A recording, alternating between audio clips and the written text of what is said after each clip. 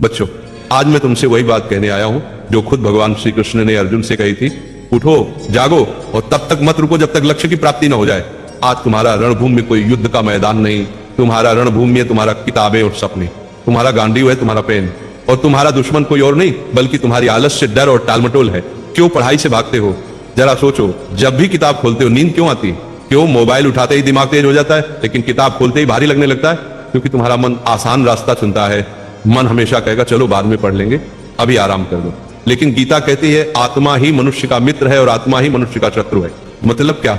अगर तुम मन को कंट्रोल कर लो तो वही तुम्हारा सबसे बड़ा साथी है, लेकिन अगर मन ने तुम्हें कंट्रोल कर लिया तो वही तुम्हें बर्बाद कर देगा। अर्जुन भी डरा हुआ था।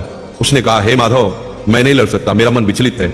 श्री कृष्ण ने कहा, हे पार्थ, उठो, तुम्हारा कर्तव्य युद्ध करना है और युद्ध से भागना अधर्म है। अब सोचो, अर्जुन को कुरुक्षेत्र का युद्ध जीतना था और तुम्हें अपनी पढ़ाई का युद्ध जीतना है। अर्जुन अगर मैदान से भागता तो इतिहास उसे कायर के रूप में याद करता। अगर तुम पढ़ाई से भागते हो तो आने वाली पीढ़ियां तुम्हें हारने वाले के रूप में जानेंगी। गीता का सबसे बड़ा संदेश है, कर्म करो, फल की चिंता मत करो। आज अगर तुम 5 घंटे पढ़ते हो तो तुरंत रिजल्ट नहीं दिखेगा, लेकिन ये मत सोचो कि मेहनत बेकार जा रही है। हर दिन का पसीना, हर दिन की पढ़ाई तुम्हारे अंदर ज्ञान और आत्मविश्वास का पहाड़ खड़ा कर रही है। फल अपने समय पर आएगा और जब आएगा तो दुनिया तुम्हारे कदम चूमेगी।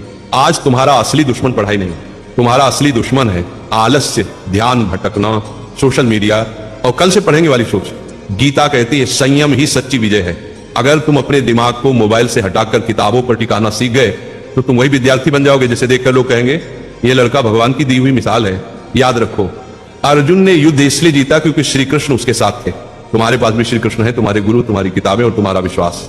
जब भी थक जाओ ये मंत्र याद करो, उठो अर्जुन, पढ़ाई तुम्हारा धर्म है, पढ़ाई तुम्हारा कर्म है। तुम्हारा धर्म अभी सिर्फ एक है, पढ़ाई। बाकी सब इंतजार कर सकता है, लेकिन समय नहीं। वक्त निकल गया तो कोई गुरु तुम्हें नहीं बचा पाएगा। अर्जुन ने मैदान में खड़े होकर कहा था, हे माधव, अब मैं तैयार हूं, अब मैं अपने धर्म का पालन करूंगा।